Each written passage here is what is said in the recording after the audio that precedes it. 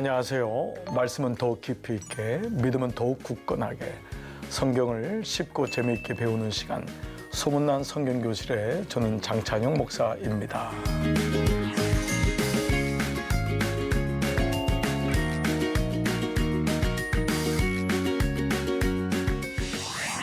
네, 여러분 안녕하세요. 안녕하세요. 네, 오늘도 우리 강남중앙교회 성도님들하고 함께 하니까 참 기운이 나고 좋습니다.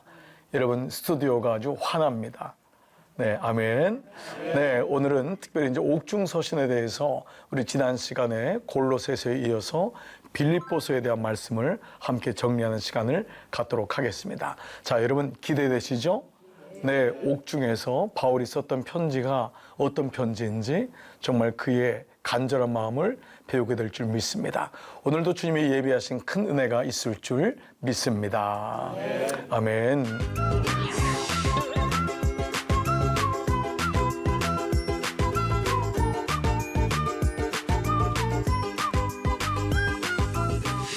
자, 여러분 이제 오늘 우리가 같이 공부할 것은 말씀드린 대로 옥중서신의 두 번째 시간인 빌립보서 말씀입니다. 처음에 골로새서였고요. 오늘은 이제 빌립보서인데 이 빌립보서의 제목이 뭐냐면 기쁨의 서신이에요. 여러분 좀 아이러니하지 않으세요? 지금 바울은 어디에 있죠? 옥중에 있는데 여러분 생각해 보세요. 한번 감정이입을 해보세요. 내가 지금 감옥에 있어요. 하여간 억울한 일을 당한 거예요. 난 복음 전한 것밖에 없는데 감옥에 있어요. 그런데 이 감옥에 쓰는 바울이 뭐냐면 기뻐하라. 내가 다시 말하노니 기뻐하라. 정말 아이러니하지 않을 수가 없어요. 이게 복음의 역설이죠. 자, 그래서 이 빌립보서 4장 1절에 이게 가장 요절 말씀인데 같이 한번 읽어볼게요. 시작. 그러므로 나의 사랑하고 사모하는 형제들, 나의 기쁨이요 멜멜간이 사랑하는 자들아, 이와 같이 주 안에 네. 자, 이 사람이 이 사도 바울이 형제들 향해서 나의 사랑하고 사모하는, 이건 아주 극존칭이에요. 아주 최고의 어떤 사랑에 대한 표현인 거죠. 사랑한다, 사모한다, 게다가 나의 기쁨이요 나의 면류관이라는 거예요. 네, 그러니까 이 사도 바울은 빌립보 교인들이 내 면류관인 거예요. 기쁨인 거예요. 그래서 이 기쁨이라는 단어가 곳곳마다 등장하는데, 그래서 이 빌립보서를 기쁨의 서신이라고 얘기합니다. 자, 한번 개요를 잠깐만 볼게요. 자, 빌립보서는 4장으로 이루어졌어요. 자, 4장이 짧은 4장인데 바울은 빌립보 교회에 보낸 편지로 바울이 2차 전도 여행 때 세운 유럽의 첫 교회예요. 그래서 지도를 봐도 이 빌립보성이 유럽의 관문이에요. 여러분 놀랍게 바울은요 원래는 아시아 쪽으로 복음을 전하려고 했어요. 왜냐하면 그 당시 아시아가 문명지였거든요. 중국이 있잖아요. 이 당시 유럽은 바바리안들만 있는 거예요. 정말 그 당시 아무것도, 지금의 유럽을 생각하면 안 되죠. 당시 정말 아무것도 없는 그 바이킹들, 바바리안들, 그 원신들만 있었던 그곳인데 어느 날 성령께서 유럽에서 한 사람이 와서 우리를 도우라. 계속 환상을 보여주는 거예요. 그때 바울이 하나님이 유럽으로 이끄시는구나. 그때 몰랐죠. 성령께서 유럽으로 이끄는데 그 유럽의 첫 관문이 바로 빌립보예요. 그러니까 빌립보를 통과해서 오늘날의 유럽이 되었다 해도 과언이 아닌 거니까. 그리고 이 빌립보는 바울에겐 첫사랑 같은 곳이에요. 너무 귀한 곳이에요. 그 귀한 곳에서 자주장사, 옷감장사의 루디아를 만나요. 성경에 보면은요, 특별히 옥중서신에도 보면은 바울은요, 믿음의 여종들을 정말 많이 만나요. 그래서 제가 늘 교회에는 어머니들이 정말 대단하다. 남자분들이 그냥 어머니를 따라오다가 어느 날 보니까 그냥 믿음이 생기질 않았냐. 네, 아멘. 네, 그냥 네. 웃은 말로 하지만은, 그래서 이제 아빠들이 세워지지만 이 성경에도 믿음의 여종들이 참 많습니다. 그 중에 루디아, 이 루디아가 결국 자기 집에서 예배를 드리면서 그 집이 빌립보 교회가 돼요. 그 당시 교회는 오늘날 같은 교회가 아니죠. 집이 교회잖아요. 자, 가자마자 어떤 사건이 터졌냐? 점치는 여종을 만나요. 그래서 여종을 회복시켜 주니까 이 사람을 부리던 사람들이 바울을 고소해서 감옥에 들어가죠. 그래서 빌립보 감옥에서 복음을 전하는, 거기서 이제 간수장이가 거기서 예수를 믿는, 주 예수를 믿으라, 그 말씀이 거기서 나오죠. 자, 그러면서 교회가 세워진 거예요. 그리고 또 간수장이가 자기 집에 데려가서 바울의 그 상처난 것을 다 닦아주고, 그리고 그 집이 다 예수를 믿는. 그러니까 루디아, 그리고 오히려 간수장애. 어찌 보면 위기가 기회가 되는 거예요.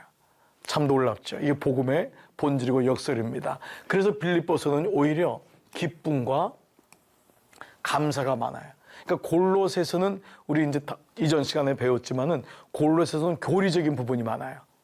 너무 급하기 때문에 예수님이 누구시냐 이게 중요한데 빌립보는 오히려 감사하고 기뻐하는 그러니까 목회적인 마인드가 굉장히 많습니다. 자, 그래서 에베소서와 골로새서는 좀 더 교리적인 데 비해서 실천적이고 간증적인 바울의 선교여정과 빌립보 교회에 대한 사랑이 드러나 있는 게 빌립보입니다. 첫사랑이니까. 그 마음이 애틋한 거예요. 자, 어찌 너희를 어찌이지라. 이게 바울의 마음이에요. 이게 영적 아비입니다. 그러니까 사랑은 무슨 사랑이라고요? 내리사랑, 사랑은. 그러니까 교인들은 빌립보 이 사도 바울을 잊을 수 있을지 몰라요. 근데 이 영적 아비가 된 이 사도 바울은 잊을 수가 없는 거예요. 그래서 내가 너희를 생각할 때마다 나의 하나님께 감사하며 누군가 생각만 하면 막 감사가 나는 거예요. 너무 고마운 거죠. 그리고 간구할 때마다 기도할 때마다 너희 무리를 위하여 기쁨을 항상 간구하면 그러니까 생각하니까 힘든 일도 물론 있었겠죠. 그렇지만 그 근원에서 나오는 기쁨이 있는 거예요. 감사함이. 그리고 그를 향해서 기도해 줄 수밖에 없는 그 바울의 간구할 때마다 너희 무리를 위하여 기쁨으로 항상 간구하면 그리고 또 내가 예수 그리스도의 뭐라고요? 심장으로. 이건 아주 최상법이죠. 예, 내 마음으로 심장으로 너희 무리를 얼마나 사모하는지 하나님이 내 증인이시니라. 여러분 이 구절 보세요. 기가 막히지 않아요? 이 구절이요 헬라어로 된 구절은 더 시구절이에요. 시. 너무 기가 막혀요. 그리고 원래 헬라어가 굉장히 그 모든 언어를 가장 감성적으로 표현한 언어가 헬라어래요. 그래서 하나님이 구약에 있는 것은 이제 신약으로 옮길 때도 그렇고 이 신약 성경에 헬라어로 써진 이유가 있다. 그래서 지금까지 인류의 언어 중에서 이 헬라어가 가장 사람의 마음을 감성을 가장 놀랍게 표현하는 거예요. 예를 들면 우리가 사랑합니다 하면 우리는 사랑합니다를 해석해야 되잖아요. 부모님을 사랑합니다. 친구를 사랑합니다. 부모를 사랑합니다. 근데 헬라 말은 아가페. 예, 그리고 에로스. 이러면 다 우리 그런 말 있잖아요. 그러니까 여인에 대한 사랑, 부모님에 대한 사랑, 그리고 형제에 대한 사랑 이것들이 다 나눠져 있는 거예요. 그러니까 여기 나온 단어들이 너무 기가 막힌 단어들이에요. 사모한다, 사랑한다. 이게 바울의 마음이라고 할 수 있습니다. 자, 그런데 바울이 이제 빌립보 교회를 보니까 이 빌립보의 배경이 있어요. 빌립보는 어떤 데냐면은 로마의 시민권을 가진 사람들이 모인 곳이 빌립보예요. 자, 무슨 말이냐면 그 당시 시민권을 얻는 방법은요. 부모로부터 얻는 방법이 있겠죠. 근데 그 부모가 시민권을 얻어야 돼요. 로마의 시민권을. 당시의 로마 시민권은 모든 사람들이 부러워하는 거예요. 근데 이 로마 시민권을 얻을 수 있는 건 뭐냐면 군인으로 가는 거예요. 로마는 당시 세계를 정복했잖아요. 군인으로 자원해서 가면은 시민권을 줘요. 그 대신 뭐냐? 살아남아야 돼. 살아남아야 돼. 그래서 살아남은 사람들이 빌립보라는 지역에 와서 도시가 건설돼요. 태역 도시 같은. 그 은퇴한 군인들이 중심된 곳이에요. 그 이 도시는 소아시아 유대인들이 있었지만은 누구든지 부러워하는 곳이었어요. 근데 그의 자녀들은 로마 시민권을 그대로 가지고 있으니까요. 그런데 이 빌립보를 향해서 뭐라고 하냐면 자, 내가 다시 너희와 같이 있으므로 그리스도 예수 안에서 너희 자랑이 나로 말미암아 풍성하게 하려 함이라. 자, 이렇게 사도 바울의 마음이 이런데 바울의 마음속에 제목이 뭐냐 하면 이렇게 풍성한데 그가 쓴 단어가 복음에 합당하게란 단어예요. 이 단어가 빌립보에 나오는 아주 중요한 단어인데 이건 뭐냐 하면 시민답게예요. 로마 시민권을 가진 사람답게 살라는 거예요. 그러니까 얼마나 그 사람들은 프라우드가 있겠어요. 그러니까 로마 시민다우니까 로마의 문화를 따라가고 로마 사람들은 밥 먹을 때도 이렇게 먹고 걸음걸을 때도 이렇게 걷고 공부도 이렇게 해야 되고 이 사람들은 로마 시민답게 사는 것이 있었다는 거예요. 그래서 마치 예수님이 너희나 풍성히 구하는데 어떻게 되냐면 복음에 합당하게 로마 사람들이 사는 것처럼 너희도 복음에 맞게끔 그렇게 질서 있고 그렇게 정말 우아하게 그렇게 정말 마음을 가지고 복음을 믿어야 된다라고 하는 복음에 합당하게 생활하라. 이 단어를 들은 빌립보 교인들은 이게 무슨 얘기라는지 금방 알아들은 거예요. 이 합당하게란 말이 이 폴리티아라고 하는 폴리스라는 단어가 여기서 나왔거든요. 도시. 그 도시인답게, 로마 시민답게 생활해라. 그러니까 그리스도인답게. 당신은 가장 문명화된 게 로마니까 그렇게 생활해야 됩니다라는 말을 이렇게 문화적으로 표현한 것이죠. 자, 이런 가운데 바울은요, 너희 안에 이 마음을 품으라. 이것도 빌립보서의 주옥 같은 말씀 중에 하나인데요. 너희 안에 이 마음을 품으라. 곧 그리스도 예수의 마음이니. 여러분 이거 암송하는 말씀이죠. 그러니까 이 마음, 너희 안에 그리스도인답게 살아가려면은 어때야 되냐? 이 마음을 품어야 된다. 그리스도 예수의 마음이 있어야 된다. 자, 그러면서 하나님이 예수 그리스도가 어떤 분인지를 설명해요. 자, 그는 근본 하나님의 본체시나 예수님은 하나님이셨다. 그 말씀하는 게 이 삼위일체에 대한 건데, 네, 그가 삼위일체예요. 하나님하고 예수님, 성령님은 다른 분이지만 하나라는 거예요. 그래서 그분이 근본 하나님의 본체시지만 하나님이시지만 하나님과 동등됨을 취할 것을 여기지 아니하시고 오히려 자기를 비워 사람의 형체, 종의 형체를 가지사 사람들과 같이 되셨고 그분이 성육신한 것에 대해서 이걸 설명하는 거예요. 그러니까 지금 바울은요, 이 에베소 교회, 골로새 교회 모든 교회에 대해서 기독론, 교회론, 예수님이 누구냐 그걸 계속해서 말씀하고 있는 거예요. 그분은 하나님의 본체시다. 그래서 우리가 요한복음에 나오는 게 창세기 1장 1절이 태초에 하나님이 천지를 창조하셨다. 근데 이게 창세기잖아요, 구약에. 그런데 신약의 창세기가 어디냐면 요한복음 1장 1절에 태초에 말씀이 계시니라. 이 창세기 1장 1절이 그대로 요한복음에 온 거예요. 자, 이 말씀을 바울이 이 말씀을 하는 거예요. 그는 근본 하나님의 본체시나 하나님이시지만은 그가 하나님과 동등됨을 취할 것을 여기지 않고 이 땅에 오셨다.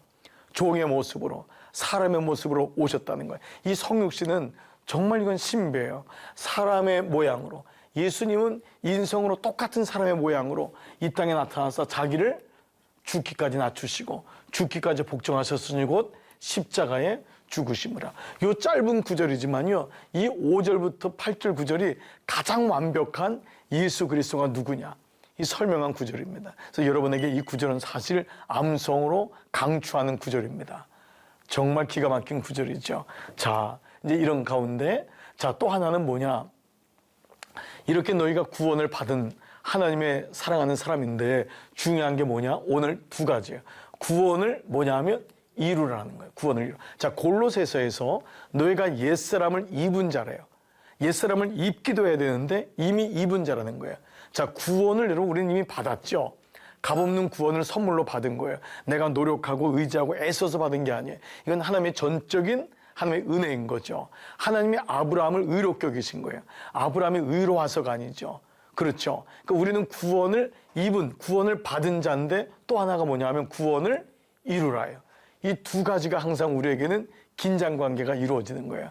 자, 바울은요, 그러므로 나의 사랑하는 자들아 너희가 나 있을 때뿐만 아니라 더욱 지금 나 없을 때에도 항상 복종하여 두렵고 떨림으로, 이 긴장관계인 거예요. 예, 그냥 되는 게 아니에요. 두렵고 떨림으로 최선을 다하여 너희의 구원을 이루라. 첫 번째 뭐예요? 구원을 받으라. 이미 받은 거예요. 우리는 선물로 이미 구원을 받은 거예요. 그렇죠. 예수 그리스도를 주로 고백하는 순간 구원이 임한 거예요. 그러나 동시에 그 구원을 뺏기면 안 되는 거예요. 그래서 구원을 이루라. 이 두 가지가 너무도 중요한 신앙생활에 우리에게 다가오는 구원에 대한 두 가지 개념입니다. 은혜를 받았으면 나는 그 은혜에 대해서 반응하는 거예요. 은혜를 뺏기면 안 돼요.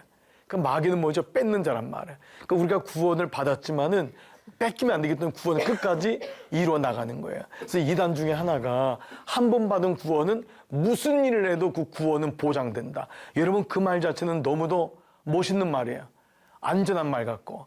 그러나 물론 하나님의 열심히 그 구원을 이루시지만은 성경에는요 그런 말씀이 없어요. 우리가 구원을 받은 건 완벽해요. 그 완벽한 구원이지만 우리가 해야 될 몫이 있어요. 그 구원을 이뤄내야 돼요. 구원을 뺏기면 안 돼요.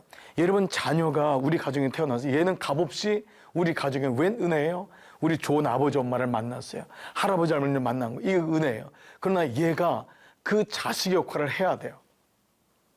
자기가 집을 나가버리고 스스로가 끊어버리면 그 자녀의 관계는 아무리 혈육의 과정이라도 연결되지 않는 거예요. 상속받지 못해요. 이해가 되시죠? 우리가 자녀가 된 것은 뭐냐 하면 끝까지 구원의 계보 상속을 받아야 되는데, 구원을 받았으면 구원을 이루라. 즉 빌립보 교인들은 구원 받은 것으로만 만족하는 거예요. 이상한 이단이 움직이기 시작하는 거예요.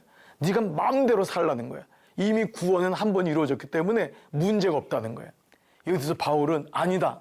항상 복종하여 두렵고 떨림으로 너희 구원을 지켜야 된다. 이루어야 된다. 그게 아니라면 우리가 이렇게 믿음 생활할 이유가 없죠. 한 번 구원이면 안전빵이야.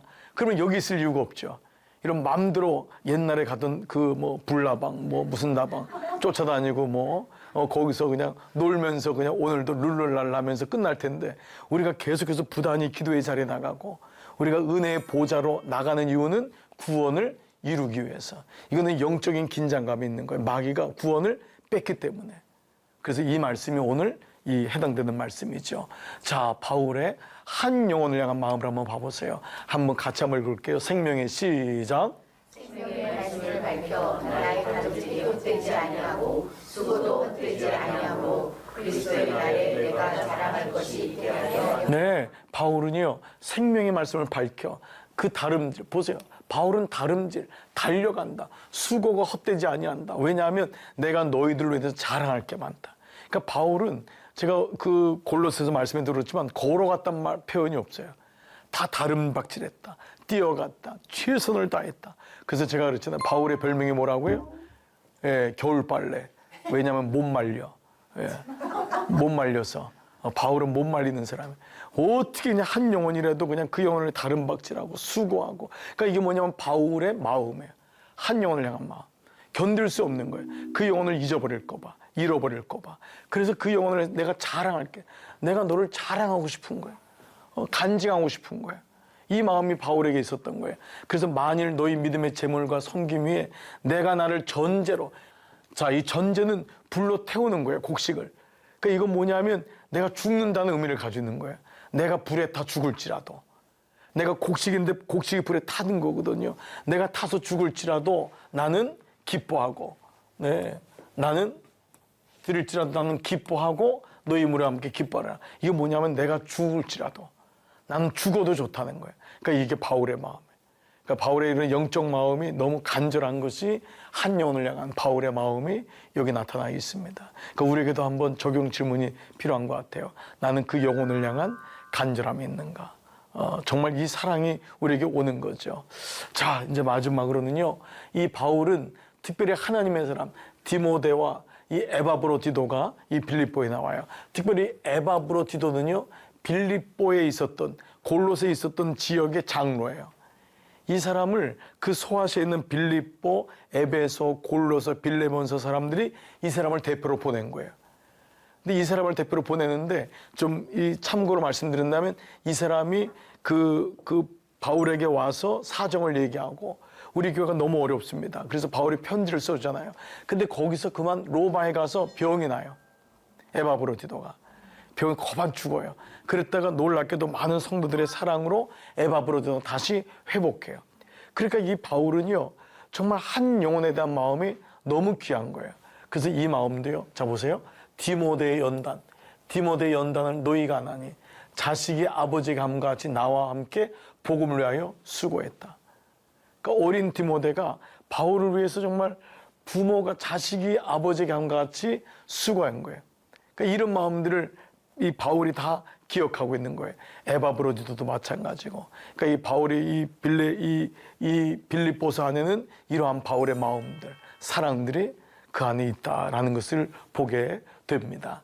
자, 그래서 오늘 이 디모데, 에바브로디도 이러한 하나님의 사람들이 이 빌립보를 또 이어가는. 그래서 빌립보의 마지막에는 문안하라는 게 나와요. 모든 사람에게. 그러니까 바울이 한 사람 한 사람을 기억하면서 그 사람들 잘 있냐, 찾아가다오. 그 사람 믿음이 어땠냐. 이제 이런 구절로 마무리가 됩니다. 자, 그래서 이제 에바브로디도 보세요. 에바브로디는 너에게 보내는 것이 필요한 줄로 생각하노니 그는 나의 형제고 함께 수고하고 함께 군사던 자고 너희 사제로 내가 쓸 것을 돕는 자라. 그러니까 그를 도왔던 것을 이렇게 말하는 거예요. 함께 수고하고 함께 군사된 자고. 그러니까 이렇게 하나님의 사람들이 에바브로 디모데를 통해서 바울을 돕게 되고 이렇게 놀랍게도 이 사람들이 믿음의 사람으로 세워지는 것을 보게 됩니다.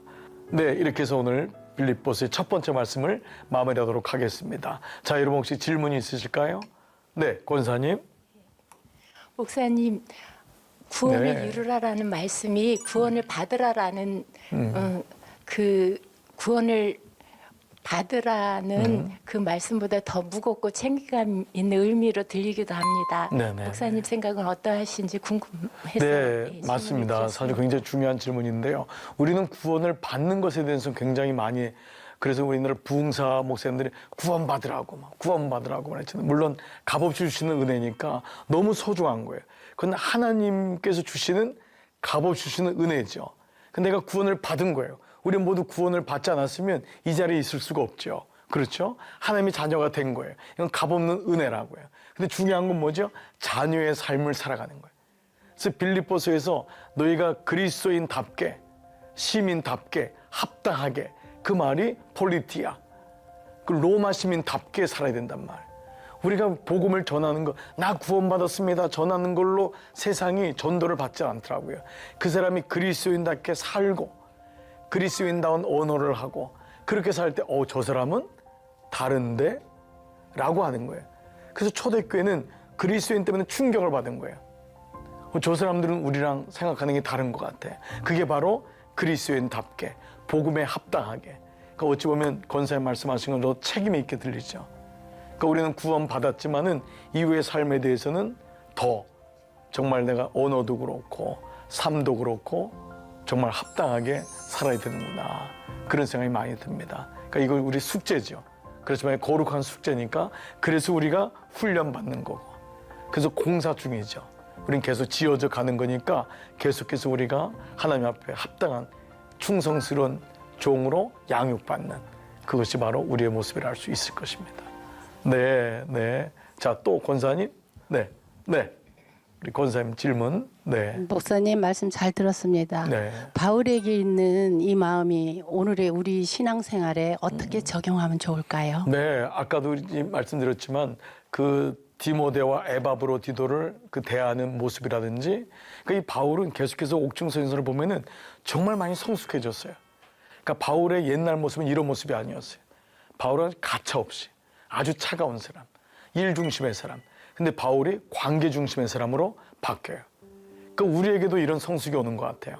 우리도 처음에는 얼마나 효과적이냐, 얼마나 그 사람이 나에게 맞냐, 어떤 이렇게 우리가 따질 때가 많지만 어느 날 같이 더불어서 가는 좋은 친구가 되는 것처럼 좀 우리에게도 적용이 되고 목회적인 마음으로 그러니까 우리가 신앙에 들어온다는 건 점점 넓어지는 것 같아요. 좁아지지 않고 그러니까 자꾸 좁아지면은 늘 그냥 부닥치고 근데 바울은 이제는 점점 큰 영적 아비가 됩니다. 무엇보다 그렇게 만들었던 것은 당연히 십자가의 복음이지만 고난이었습니다. 바울에게 고난이 오히려 그를 더 풍성하게 만드는 그러니까 옥중서신의 그 주옥 같은 글이 옥에서 써졌다는 거예요. 감옥에서. 그러니까 그것이 참 우리에게는 오히려 육체적인 고난, 관계적인 고난 속에서 우리에게 목회적으로 더 적용되고 그래서 우리 모두가 사실은 목회한다고 했죠. 그렇죠. 우리 교회의 가장 중요한 말, 목회한다. 목사님만 목회하는 것이 아니라 나도 부부끼리 목회하고 자녀들끼리 목회하고 내 남은 생애도 목회하고 주어진 기업도 목회하는 것이고 그럴 때 우리는 바울의 마음을 가지고 잘 감당할 수 있으리라 믿습니다. 네, 여러분 오늘 빌립보서 처음 말씀이었지만 여러분 유익이 되셨나요? 네, 빌립보서는 어떤 서신이라 했죠? 기쁨의 서신. 기쁨과 감사. 그래서 여러분 그런 마음으로 오늘도 기쁨으로 여러분 회복되시기를 축복합니다. 기뻐하고 또 기뻐하고 그래서 기뻐하는 은혜가 있기를 기도합니다. 자, 그래서 오늘 수업은 여러분 역시 유튜브를 통해서 다시 볼 수 있습니다. 다시 보고 함께 나누면서 충만한 은혜를 많이 나누시기를 부탁을 드리겠습니다. 자, 다음 시간에도요. 오늘 시간에 이어서 빌립보서의 두 번째 시간 총 정리를 하도록 하겠습니다. 두 번째 시간은 더 아주 엑기스가 들어가 있습니다. 저도 개인적으로 빌립보서를 너무 좋아합니다. 아까 우리 묵상했던 너희 안에 이 마음을 품어라. 이게 사실은 가장 중요한 이 마음을 품어라. 여러분 그리스도 예수의 마음을 품고 오늘도 하늘복 많이 누리시기를 기도합니다. 여러분 다음 시간에 건강한 모습으로 뵙도록 하겠습니다. 여러분 수고하셨습니다. 안녕히 계십시오.